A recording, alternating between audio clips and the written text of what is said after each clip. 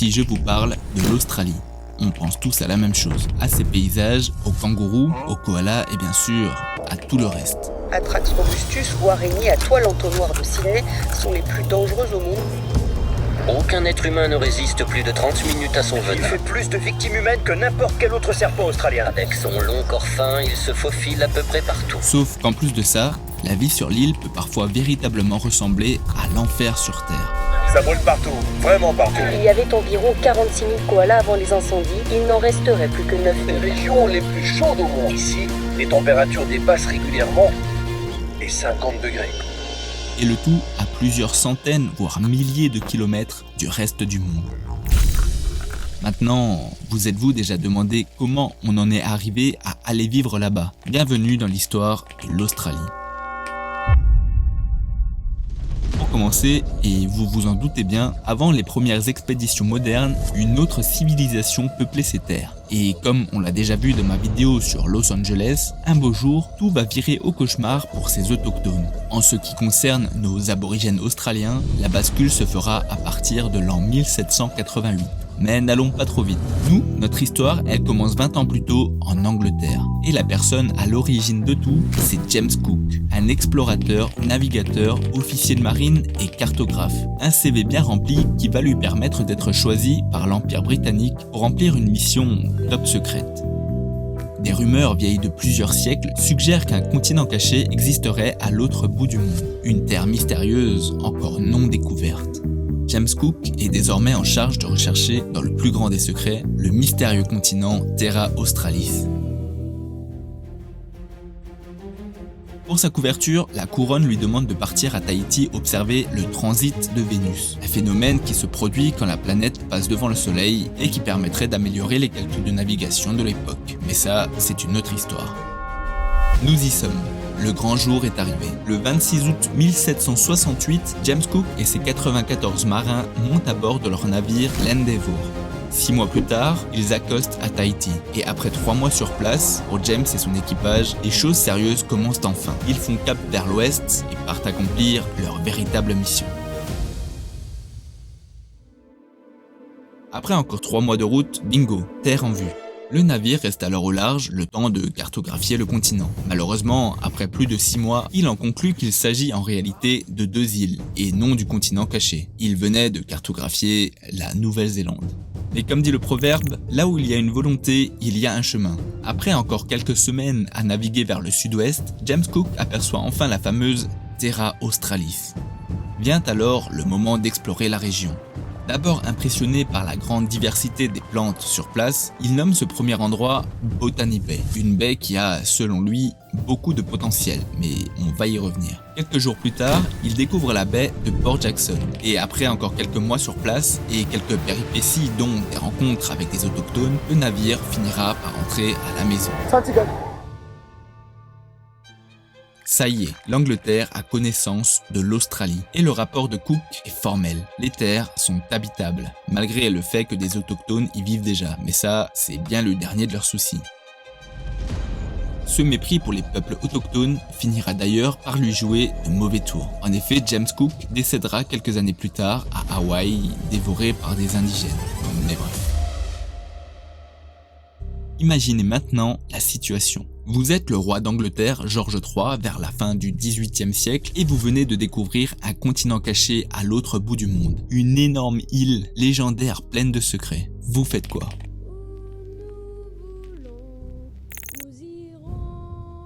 Petite précision pour vous aider un peu.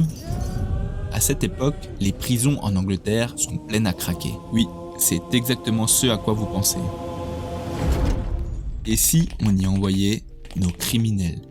C'est ainsi que le 13 mai 1787, la First Fleet, une flotte de 11 navires et transportant plus de 1400 personnes, dont 730 prisonniers, quitte Portsmouth et prend le large pour un long périple.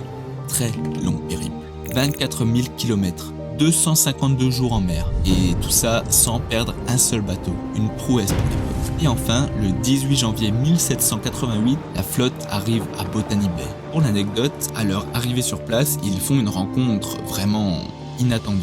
2 Français menés par un certain La Pérouse. Are you Spanish? No, I'm English. Ah, good. We don't like Spanish. We kill all Spanish for the king of the French. Et oui, avec la course à la colonisation, les Français avaient eux aussi entrepris de découvrir le fameux continent caché. Malheureusement pour eux, avec quelques années de retard, puisque les Anglais en étaient déjà à l'étape suivante, la colonisation. Il y a donc bien un monde où on aurait pu avoir une Australie française. Mais bref. C'est la vie. Revenons à notre histoire, parce qu'en plus de cette surprise, sur place, pour les nouveaux venus, c'est le choc. On est bien loin de l'Angleterre. Des paysages bien différents, des animaux bizarres, des sols qui ne sont pas vraiment idéaux pour l'agriculture, des aborigènes méfiants, parfois hostiles, et une chaleur qu'ils n'avaient jamais ressentie de toute leur vie. Le fait d'avoir été envoyés eux, des criminels plutôt que d'autres, prend tout à coup tout son sens. Contrairement à ce qu'indiquait Cook dans son rapport, Botany Bay n'est pas idéal. Il lève alors le camp et quelques jours plus tard, le 26 janvier 1788, aujourd'hui date de la fête nationale en Australie, la flotte débarque à Port Jackson. Ça y est, le premier camp pénitentiaire est fondé et les premières années sur place sont catastrophiques. On l'a vu plus tôt, mais les sols ne sont pas vraiment idéaux pour l'agriculture et les rations amenées depuis l'Angleterre finissent rapidement par s'épuiser. Ajoutez à ça qu'aucune infrastructure n'existe, tout reste à faire. Et à partir de matériaux locaux s'il vous plaît, et avec une main-d'œuvre composée de prisonniers. Le défi est de taille. Sans parler des aborigènes, pas vraiment contents de voir qu'on leur vole leurs terres. Des conditions pas évidentes quand on veut démarrer un pays, n'est-ce pas? Mais aucun retour en arrière n'est possible. En 1790 et 1791, la seconde et la Third Fleet débarquent à leur tour. Puis l'arrivée de nouveaux prisonniers continuera encore et encore. Et au fil des années, de plus en plus de colons libres feront le choix d'immigrer eux aussi. Mais ça, on en reparlera. Les colonies pénitentiaires se multiplient et occupent désormais différentes parties de l'Australie. La Tasmanie est colonisée pour la première fois en 1803. Le Royaume-Uni revendique officiellement la partie occidentale de l'Australie en 1829, puis 3 nouvelles colonies sont établies à partir de la Nouvelle-Galles du Sud. L'Australie méridionale en 1836, le Victoria en 1851 et le Queensland en 1859. Le territoire du Nord est quant à lui créé en 1863 à partir de l'Australie méridionale. On peut noter que le Victoria et l'Australie méridionale sont fondés en tant que colonies libres, c'est-à-dire qu'ils n'ont jamais été des colonies pénitentiaires. Parce que oui, au fil du temps, le transport des condamnés vers l'Australie est progressivement abandonné, puis totalement interrompu en 1868. En tout, c'est quand même plus de 160 000 prisonniers qui ont été exilés par la Grande-Bretagne vers les différents pénitenciers d'Australie. Et après toutes ces années, que sont devenus ces fameux prisonniers? Pour résumer, un homme va jouer un rôle crucial pour tous ces anciens criminels. Le gouverneur de Nouvelle-Galles du Sud, Lachlan Macquarie. Car contrairement à ses prédécesseurs, pour lui, les prisonniers ayant purgé leur peine peuvent se réhabiliter, obtenir une parcelle de terre, retrouver un métier et vivre librement. Cela va permettre à sa colonie de bien se développer sur le long terme.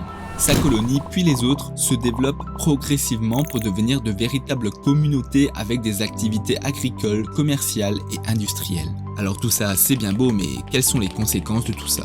Déjà, pour les aborigènes, comme on en a déjà eu l'exemple dans ma vidéo sur l'histoire de Los Angeles, entre les maladies européennes, l'alcool, l'expansion coloniale, plusieurs tentatives de soulèvement de leur part, leur population va drastiquement diminuer. Et ce ne sont pas les seules catastrophes causées par les colons. À cette époque, ils n'avaient pas encore véritablement pris conscience des conditions environnementales spécifiques de l'Australie, comme les étés extrêmement chauds et secs qui favorisent par exemple les feux de brousse. Les premiers grands incendies documentés en Australie se déclarent le 6 février 1851 dans l'état du Victoria. Ces incendies vont dévaster 5 millions d'hectares, tuer 12 personnes et détruire d'innombrables animaux et habitations.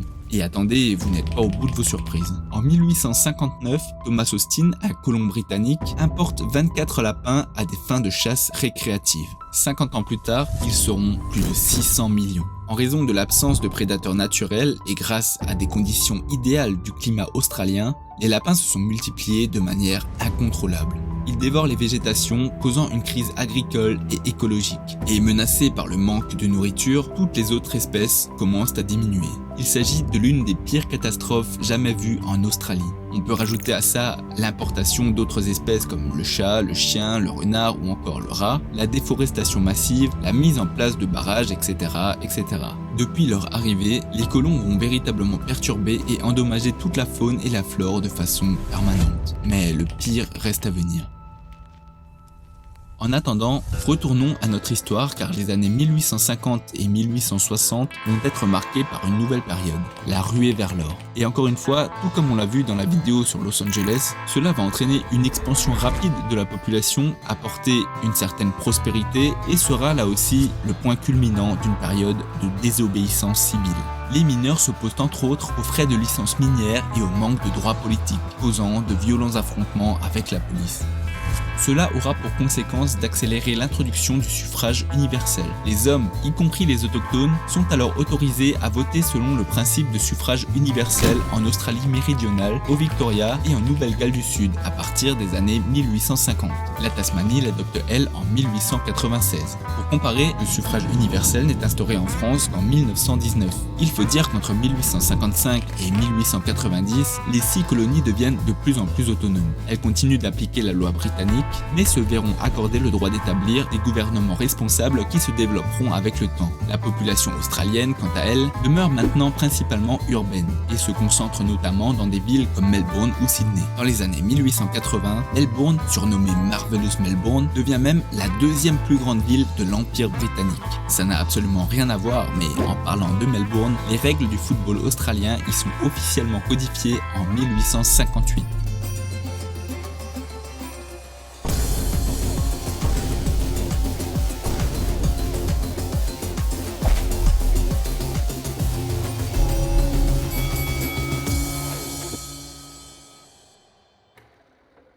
Au fil du temps, l'Australie a acquis la réputation d'être un paradis pour les travailleurs et un laboratoire pour les réformes sociales. Par exemple, le Victoria est le premier État à créer une organisation en faveur du droit de vote des femmes en 1884 et c'est l'Australie méridionale en 1894 qui sera le premier des 6 États à accorder ce droit, suivi quelques années plus tard par les autres. À cette époque, l'Australie introduit également des retraites pour les personnes âgées, des salaires minimums pour les travailleurs et une série de lois progressistes qui placeront le pays à l'avant-garde de la politique sociale mondiale. Le sentiment d'identité nationale se renforce de plus en plus, avec notamment une montée en puissance de la politique axée sur l'Australie blanche. C'est d'ailleurs au début du XXe siècle que se dérouleront les drames des générations volées. Si ça vous intéresse, j'en parle dans la 2e partie de mon iceberg des pires actes commis par l'humanité. À la même époque, et après presque 2 décennies de négociations, la création d'un État fédéral voit enfin le jour entre les dirigeants des différentes colonies australiennes. Une constitution est alors approuvée par les 6 colonies et ratifiée par le gouvernement britannique en 1900. Et le nouvel État fédéral est enfin officiellement formé le 1er janvier 1901. Melbourne est choisi comme siège temporaire du gouvernement en attendant que se constitue la nouvelle capitale, Canberra, et bien que l'Australie soit devenue indépendante, le gouvernement britannique conserve encore un certain pouvoir sur les territoires australiens jusqu'à l'adoption de la loi Statute of Westminster Adoption Act de 9 octobre 1942, ce qui va conférer une plus grande autonomie législative à l'Australie et réduira donc l'influence du gouvernement britannique. Cependant, l'Australie reste toujours liée au Royaume-Uni en tant que membre du Commonwealth et reconnaît toujours la couronne britannique comme le chef d'État symbolique. Faisons maintenant un rapide arrêt lors de la Première Guerre mondiale. L'Australie envoie plus de 330 000 soldats pour combattre aux côtés de la Grande-Bretagne. Plus de 60 000 d'entre eux perdront la vie. Quant à la Seconde Guerre mondiale, l'Australie entre en guerre peu après l'invasion de la Pologne, déclarant la guerre à l'Allemagne le 3 septembre 1939. Près d'1 million d'Australiens serviront dans les forces armées avec un effectif maximal de 680 000 militaires, pour une population totalisant alors moins de 7,5 millions d'habitants. Les unités militaires australiennes combattent en Europe, en Afrique du Nord et dans le sud-ouest du Pacifique. Et pour la première fois de son histoire, l'Australie connaît la guerre sur son propre territoire.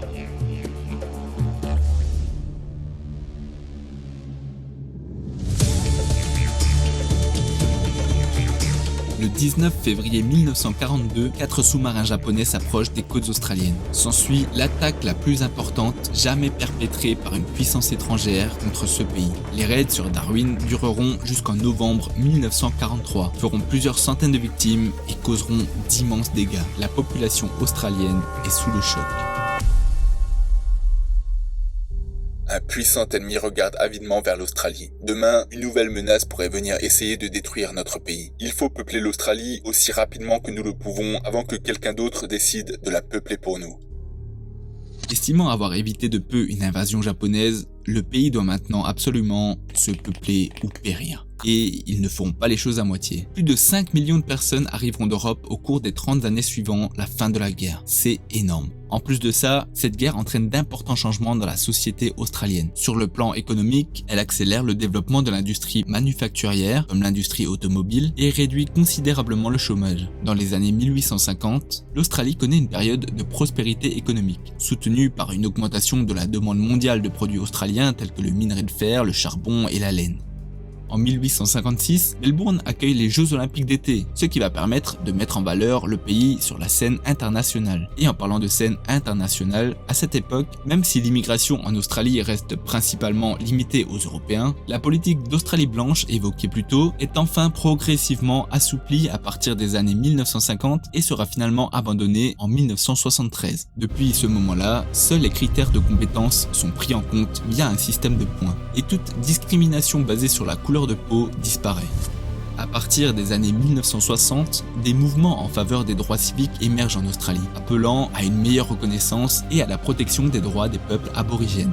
En 1962, le gouvernement australien reconnaît le droit de vote des aborigènes aux élections fédérales. Et il faudra attendre 2008 pour que le gouvernement australien s'excuse officiellement pour les générations volées. We say sorry.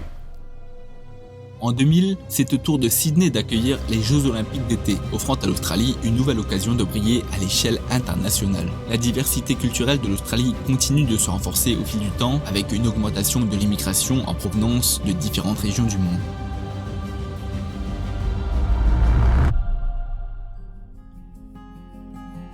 Et nous arrivons en 2024. L'Australie et ses principales villes se classent maintenant régulièrement parmi les meilleurs lieux où il fait bon vivre. Et en vrai, on peut comprendre pourquoi.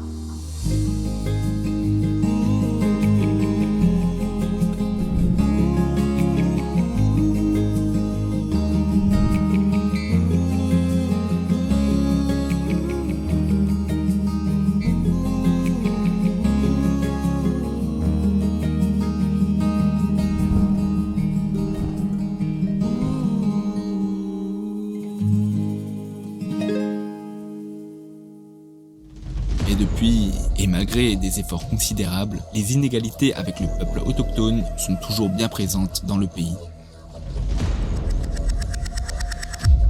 Le pays doit aussi faire face à de lourdes conséquences dues au dérèglement climatique, dont il est lui aussi en partie responsable. Destruction de la barrière de corail, inondations, sécheresses et surtout incendies. On peut le dire, en 236 ans d'évolution, les premières colonies pénitentiaires de l'Empire britannique en ont fait du chemin. Et même si la route reste longue, elles ont, pour le meilleur et pour le pire, changé à jamais l'histoire de ce continent légendaire à l'autre bout du monde.